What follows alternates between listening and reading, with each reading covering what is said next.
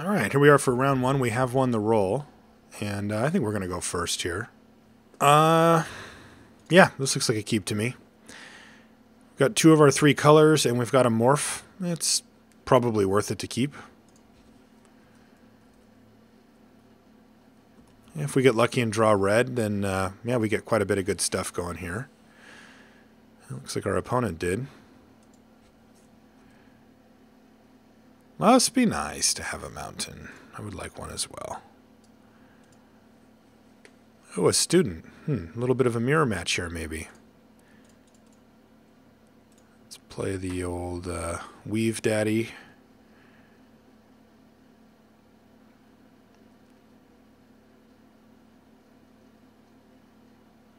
People usually attack with their student here. Ooh, yeah, he's definitely attacking with his. Well, this changes our plan. Let's see what we draw. Hopefully a mountain. Oh, Falconer. That's not bad either. I want to attack here, but looking at our draw, I'm wondering if that's the smart play. I think I'm going to just play the Falconer and just ship the old turn back here. I'm tempted to just get in there, but this is the kind of game that can get out of hand fairly quickly. We can get active treasoned out or something like that, and I want to make sure that we have blockers back. Because our hand is stacked up. If we draw a red mana source, you know, we've got the goods. Can play a Sage of the Inward Eye, then play a Jeskai Ascendancy. I mean, we can kind of go off, but... Alright, he's going to injure our morph, which is unfortunate, but so it goes. He's going to send the team. We're going to eat one of these goblins. Oh, how sweet it is. Sage. Go. Still blocking with my Falconer.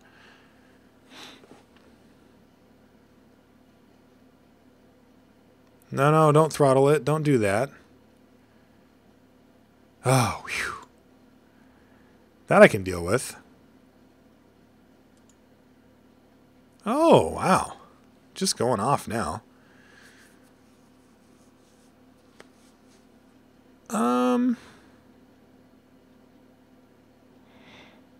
It's probably worth it. This is interesting. Are we going to die next turn? 5, 6, 7, 8, 9, 10, 11. Like, if he, let's say we're completely tapped out and he steals our Sage. We could possibly die. I mean, it makes more sense for us to play Highspire Mantis, load up our Falconer, and just ship the turn back here. We take 5 from this guy or whatever, but then we get to trigger Sage of the Inward Eye, which is kind of insane. The other thing I could do is just play it safe here and go with, like, Crippling Chill this, attack. That gets us 3 life back. And then if we draw a land, play Jeskai Ascendancy. If we don't, put a counter on Falconer and then play Ascendancy next turn. That makes some sense too. It's a little bit of a waste, just like, because Crippling Chill now is like not great, but I think I'm going to go for that play. So let's get some life gain going here, and let's see if we can't even find an island. Oh, we did. Oh, we did. Do I actually want to play the Ascendancy here, though? Now that I think about it, I can get a whole nother trigger on the thing. I think I actually just attack with both.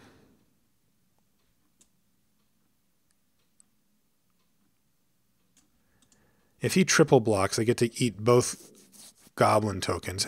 Maybe not. Now, let's just try to slow this game down a little bit here.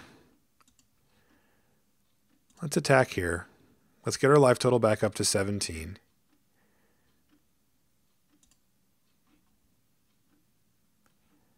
And let's just put a counter on this.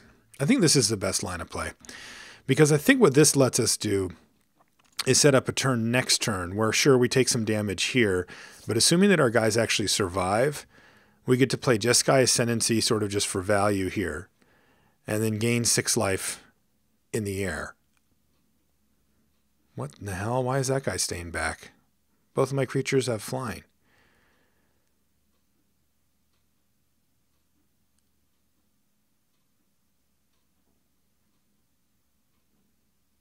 Kieran. Battle Priest gives this guy lifelink on its own, which is kind of sweet. I have no idea why this didn't attack. That should have got in there, but I'm glad it didn't. Again, we're facing a similar dilemma. I want to make sure that we keep our life total high so that we don't get randomed out of here by, rush of battle or something stupid. I do actually have some reasonable options. Like, one thing I can do is I can play Abzan Battle Priest 1, 2, 3, 4. I can put a counter on this, and then that turns Crater's Claws into a 1 mana deal 2. The problem is the creatures I actually want to kill, I would need to be able to deal 3, so that's probably not a great option for us. I could just play Jeskai Ascendancy here. That would give me lifelink on both of these creatures and attack for 6 in the air. But that actually doesn't seem that great to me. I feel like Highspire Mantis is kind of what I really want to get on the battlefield. Other than that, Abzan Battle Priest does a pretty good job blocking here. So why don't I do that? Why don't I play Abzan Battle Priest here? That's going to give this lifelink anyway. So while I don't gain 6, I get to develop my board. And I get to hit for 6 and gain 3, put me back up to 18. It's a pretty tall order for our opponent here to try to get us from 18 to 0 this turn. Especially when I'm fairly willing to trade off my Battle Priest here, I think. Like, because Kieran's just going to trade for it at some point anyway, or some token or whatever. Take 7? Well, maybe not. Maybe it's better for me to just wait. Yeah, I'm just going to not. The fact is, he's going to have such a difficult time just racing us here because of the Sage of the Inward Eye, which he clearly doesn't have an answer for. So I like this better. Morphs everywhere. Morphs everywhere. All right, well, that's pretty scary. Weaponmaster. Can I kill him? Can play it and hit him for 3, 6, 9. That's not enough. But I can play Weaponmaster and Jeskai Ascendancy this turn, which is pretty good. That lets me gain 6 more life. And get him on a 1-turn clock. That seems too good to pass up here. So let's play Ascendancy.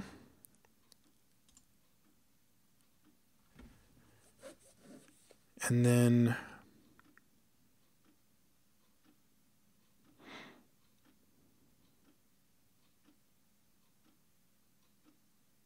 trying to decide if I want to attack with the Battle Priest. I think I might. Because, like, I think he'll trade it off for 2 goblins, but I gain a total of 9 life there and put myself to 20, and I think the way I lose is to something like a Rush of Battle, which really matters for how many creatures he's got.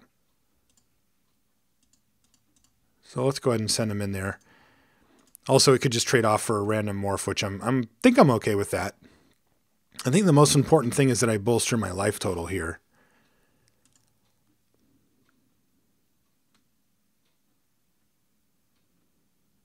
I'd expect one of these morphs to probably trade for it, just whichever is his worst morph.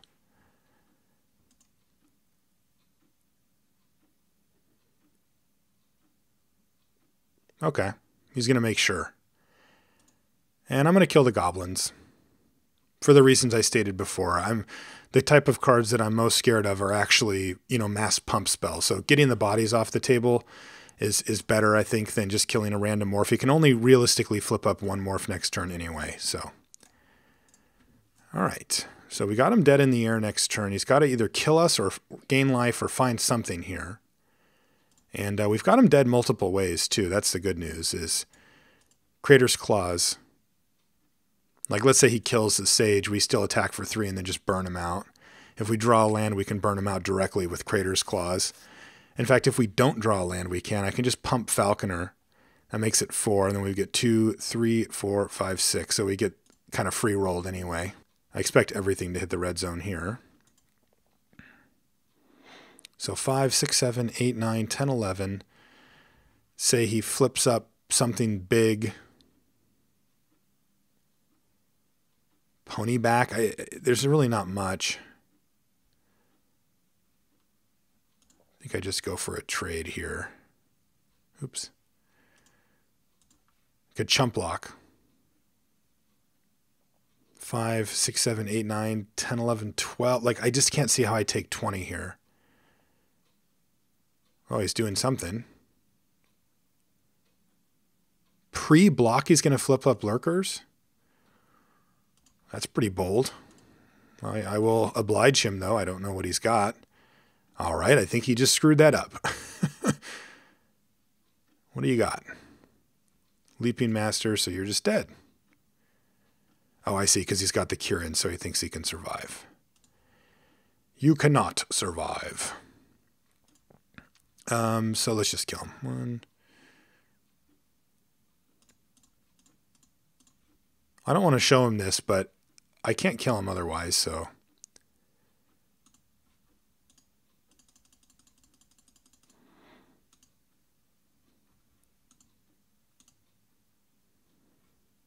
Triggers everywhere. All right. So we figured that one out, but it was pretty close. Like that was a little bit scary for sure. I wonder what we can do about it. So I like there are consistent cards.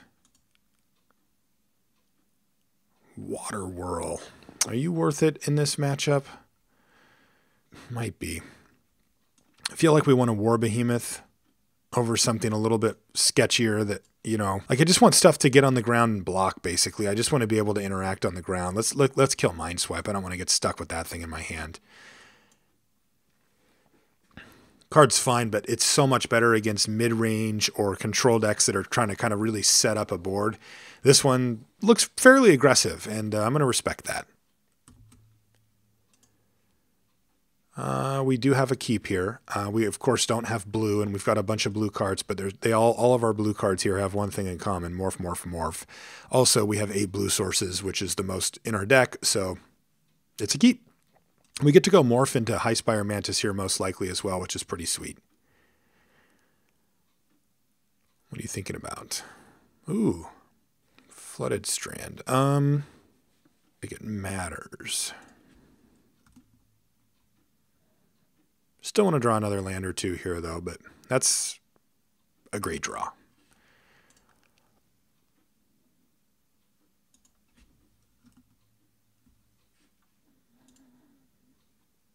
Here's a morph. I think I'm just going to kill that. Thinking about just killing it, just Crater's Clawsing it. Next turn, I'm going to play Highspire Mantis. Yeah, I'm just going to kill this thing. God, is that even correct? It's not doing anything next turn. I can just trade. I actually just don't know what to do here. Kill his morph, then he untaps and plays a threat, and then I play Highspire Mantis, and I should be in decent shape, but I'm pretty behind as far as board development goes. If I play a morph, I can trade, but I'm not really sure I want to trade any of these necessarily. And if I do play a morph, I want to play this one or this one so I can flip it up if I need to. But if I flip it up, then I'm not playing Highspire Mantis next turn, which I don't like at all. So that means I'm probably not going to flip up the morph, and I'll probably trade. So if that's the case, let's play Glacial Stalker and trade. I mean, obviously, Crater's Claws is like one of our most valuable cards, right? So I would rather not use it on an early morph here, but I think just going for a block here is probably fine. Like, it's unlikely that whatever he plays post-combat is going to be better than a Highspire Mantis. So, and we're not going to be flipping this more for forever, basically. And we certainly got the evasive game to get through and win. We just need to not get outraced on the ground. All right, that's interesting.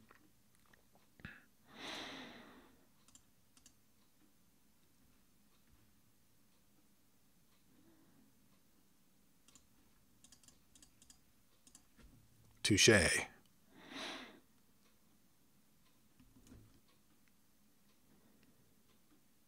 All right, what did you do? You brought it low. That's a good card against us, no doubt about it. But we've got stuff.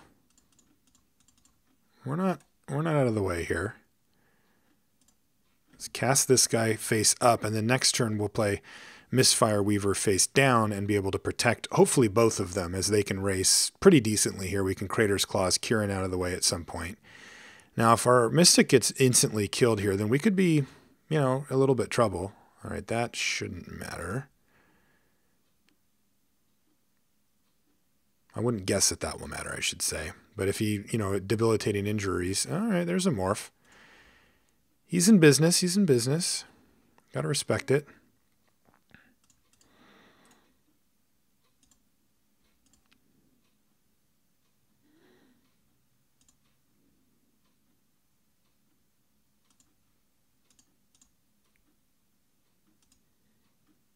Okay, and I am going to go ahead and kill this morph. No, I don't want him to untap. Yeah, that's what I was afraid of. It's a little sketchy to leave the mana untapped when we've got our Mistfire Weaver here. But then I think he would have killed these if he had the chance, and now we're in a pretty decent spot. Oh, there we go. Where we can leave up Mistfire Weaver and Treasure Cruise, which is really good. I mean, Mistfire Weaver and Crippling Chill, but I think I need to just go for Crippling Chill on this thing. Unfortunately, we don't have anything that can block very well, so I'm a little sketched out. I've got, let's see, 1, 2, 3, 4, 5, 6, 7, 8. I can play both. All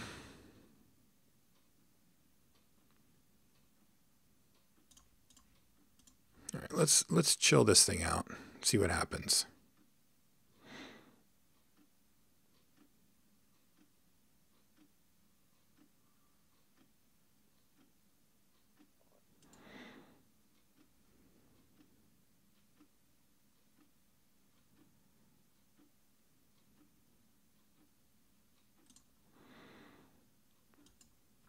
I'm going to go ahead and just attack here. No, actually, you know what? I'm going to attack with both. If he wants to trade these off, that's fine by me. I've got a Treasure Cruise in my hand, and I can outcard him from this point.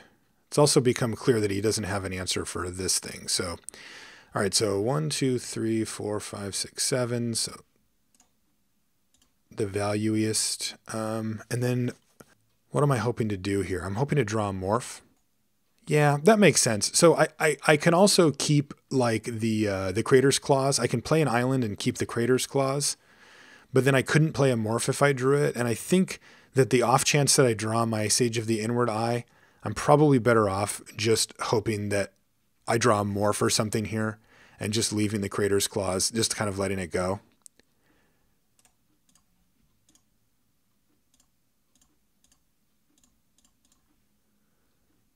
It's close, though. But we've got a lot of spells that we can buy back anyway. All right, and there's our 3-drop. It's not a morph, but it's better, so that's nice. And this turn worked out really well for us. You know, trading off the guy is a little aggressive, but I like this situation.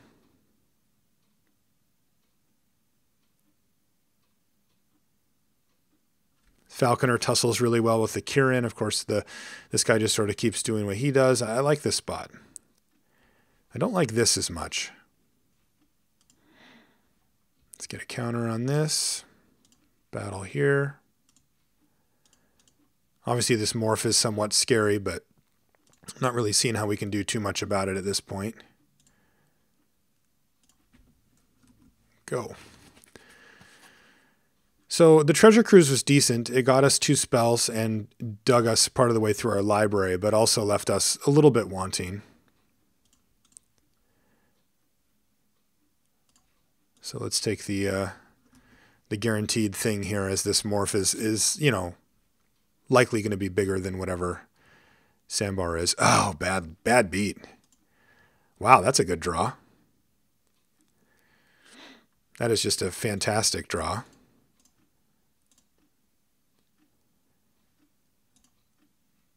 So now we get to hit for 6 here, go back up to 7.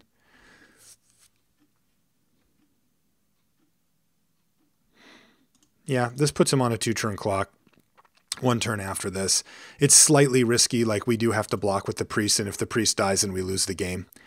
But I think sitting back doesn't make a ton of sense either, because now we can just, like, if he doesn't kill the priest right now and kill us, then we get to attack him with into a situation where he can't win. And that's bad luck. That is very bad luck. I mean, we had obviously good luck to draw the priest, but he clearly didn't have that until that turn. He would have used it on this mystic a long time ago. So we got a little unlucky there, I will say. But that happens sometimes, so we just have to come back. You want it in the clan? You're in the clan. You want it in the clan? You're a huge jerk. No. Absolutely not. Would I like to play first? Absolutely I would. This looks good. Red mana turns this hand into a blockbuster, but we know we're going to be facing this for basically the duration here. But now we get a nice little 2-3, and if we hit that mountain, we will be in serious business. That's not a bad draw either.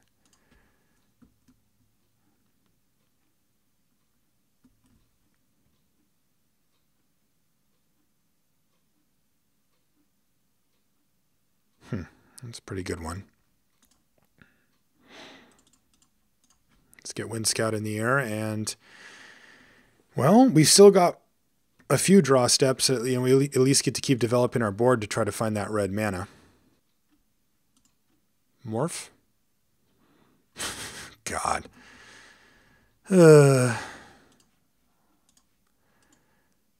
Well, that is going to be incredibly difficult to recover from. I was really hoping he didn't have one of those.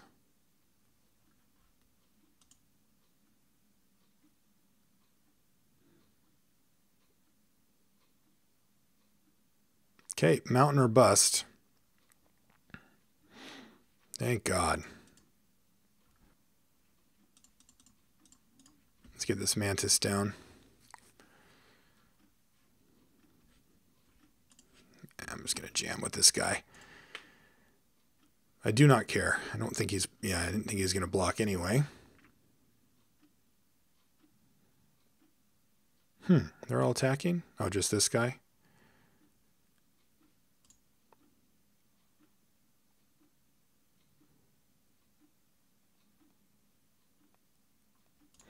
I'm going to take it. I normally would just block there. Like, he needs something pretty specific to be able to get through my Mantis, but with Ascendancy and Jeskai Charm, like, I think it's better to just keep our creatures alive here for now.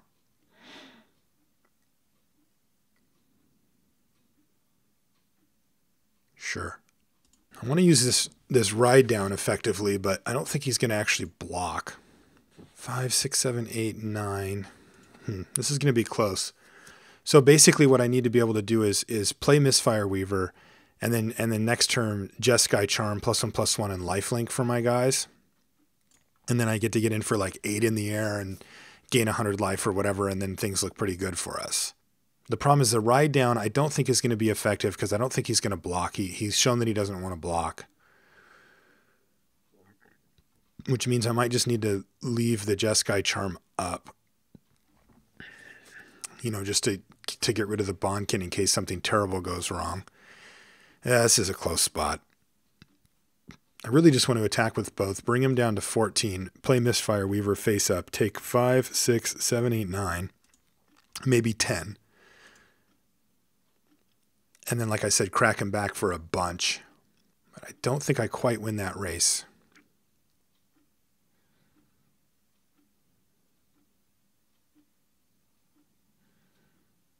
Wow, this is just a tough, tough spot. This is definitely a turning point for the game. All right, I'm going to play it safe. I'm just going to ship the turn back here. I think we're behind. I think me trying to race him from this position is probably not great for us.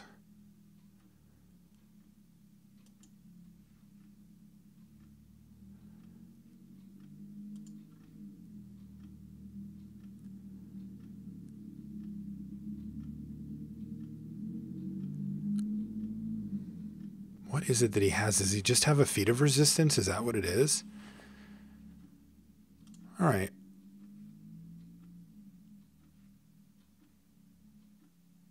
I will trade.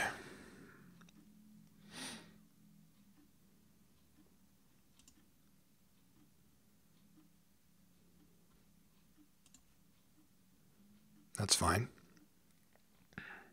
Okay, I'll take that. He's got 5 mana and just nothing. Kind of refuse to believe that one. Let's play the Battle Priest. Just ship it back. I think getting this more flipped up is going to be quite good against him, but we don't have the mana for it.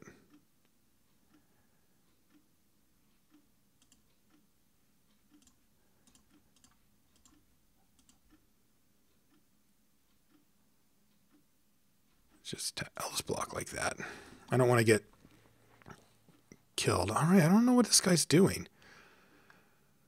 What is happening here?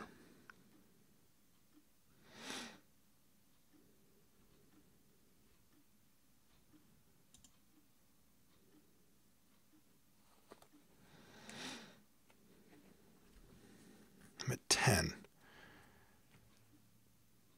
I really just want to get a counter on this, but I think he's going to kill it. Let's put a counter on it.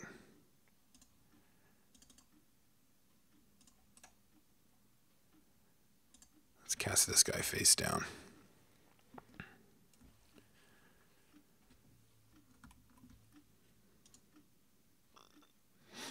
I'd love to untap with this to be able to protect this thing. I'm not blocking it.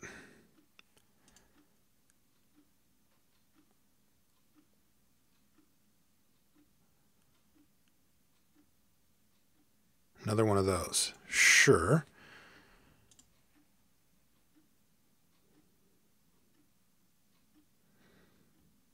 Okay. He's left up double white. All right, so I think I know what's going on here. So I'm going to attack with this Battle Priest. And I think he's got Feat of Resistance. I think that's what he's been hanging on to the whole time. And I think he's going to use it on his Bondkin here.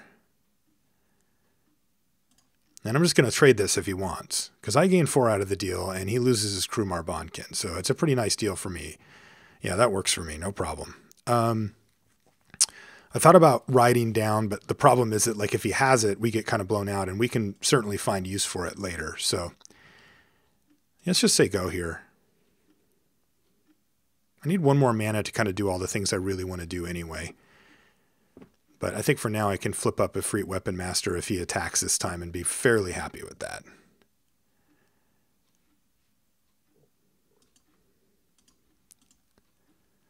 So let's block. Nothing? All right. This is just weird now.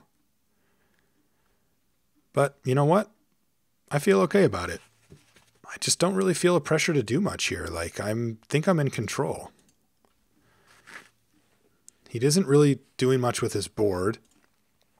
And we just need a couple more mana to be able to keep up like this plus this or whatever.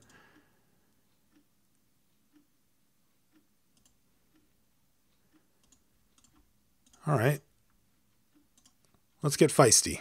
See what you got. You got to have something.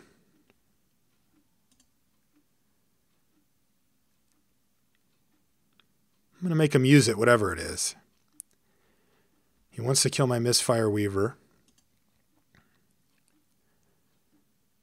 But I don't have to do anything here. I just get to be like, sure, your guy dies. Beautiful. I officially have no clue what's happening here. He's now just throwing away his creatures. All right, we got there.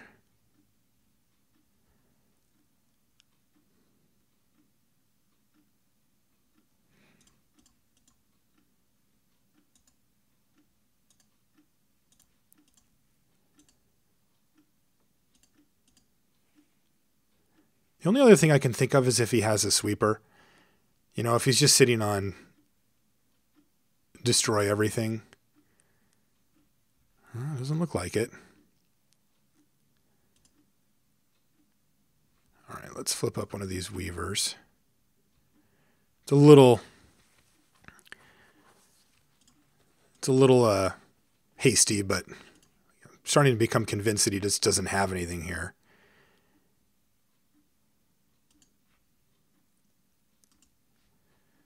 And I want to start getting my beat down on.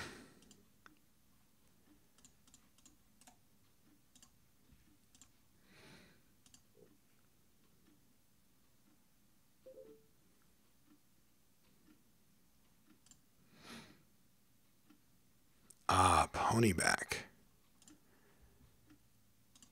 Okay, well, that could get scary. Like, this is where we can... You know, this is the type of game we could potentially lose to, whatever, something like a Trumpet Blast ×2 or whatever. I think I'm pretty content to just take that, though.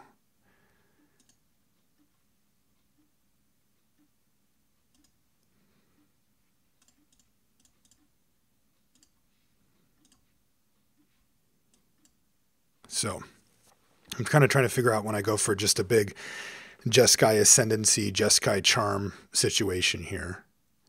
Because I'm at 11 and I got to be a little bit careful here, but I think I'm in a decent spot. I can hit him for 6 here, and I can even battle with like more morphs if I really want. I think I'm going to play the Ascendancy here.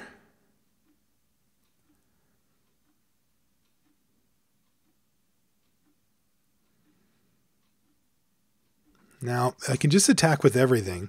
It makes his blocks like a complete nightmare because of Jeskai Charm. Like, his best case is like putting everything on, like all 5 on one of these morphs. In which case he loses 4 of his 5. And we gain 1,000,000. I don't think I actually need to do that, though. I think I can just battle here because...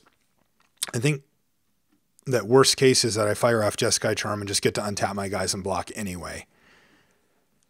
I just want to make sure he gets dead soon. That would have been a lethal attack had he not blocked at all.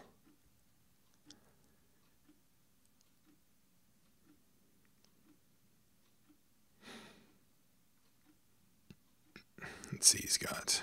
1, 2, 3, 4, 5, 6, 7, 8, 9, 10. All right, he's just going to send the team. All right, well, I'm firing it off.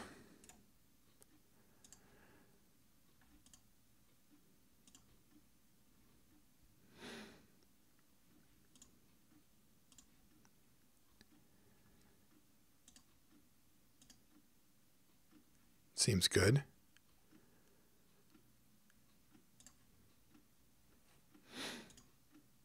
Okay, so now we get to gain 1,000.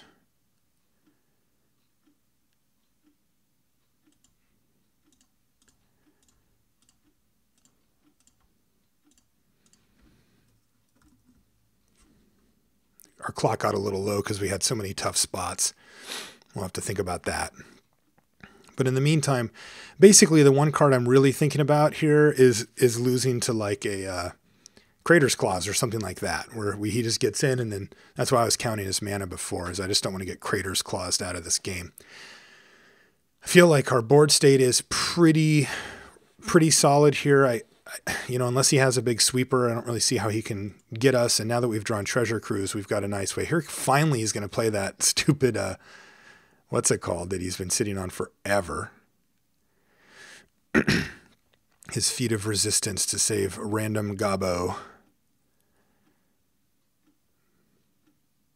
It will also prevent the damage, so I won't gain that life.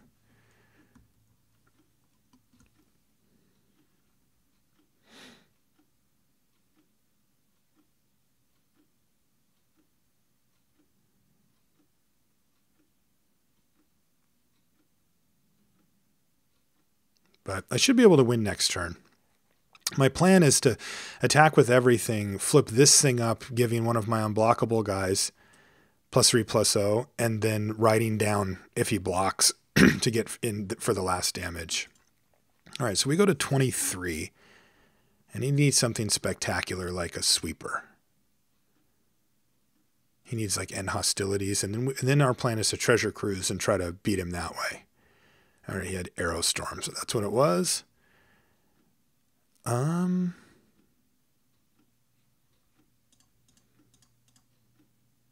that doesn't really work. All right, well. Let's engage in battle. He's down to 1 card in hand.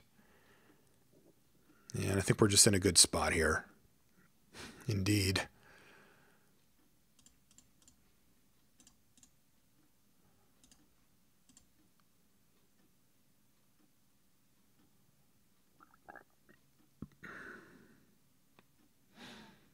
Best case, I guess he blocks here. We write it down. He's not going to block.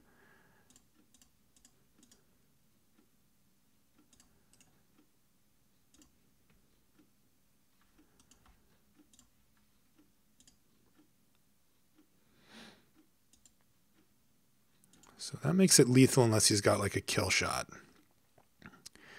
But even if he does, there's really not much he can do on the crackback anyway. I kind of left Ride Down up because of my attempt to have that plan before, but I think that's actually a mistake. I should have probably just left up a blue so I can cruise. Just in case he has kill shot or something goes wrong here. But let's find out. All right, he does have kill shot. So he kills that thing, and he takes 9 and goes to 1. Yeah, I'd like to be able to treasure cruise there and sort of keep things moving. In reality, it's very unlikely to actually matter, but yeah, it's something to keep in mind. He gets to injure that. Yeah, this is a thing. The problem is he's just going to die to my to Ride Down anyway. All right, so we got him. Or that. He's just going to chump.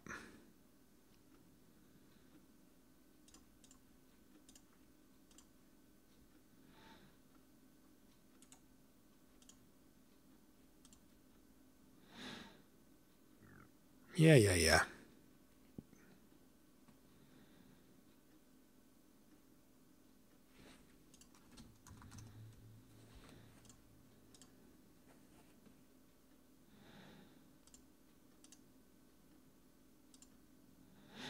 All right. Took a little doing, but we got there. I think that our prediction has pretty much played out, where if we hit our mana, things go okay, and if we don't, we die. So hopefully with that, we'll hit our mana next turn, or next game. Thank you for watching Drafting with Marshall. If you haven't subscribed to Gathering Magic, you can do so to receive news of upcoming videos and discover more content. You can also check out our playlist that contains every episode of Drafting with Marshall. And don't forget, you can easily watch the next video by clicking the annotation on screen or by clicking a direct link in any subsequent videos for this episode in the description box. And as always, thanks for watching.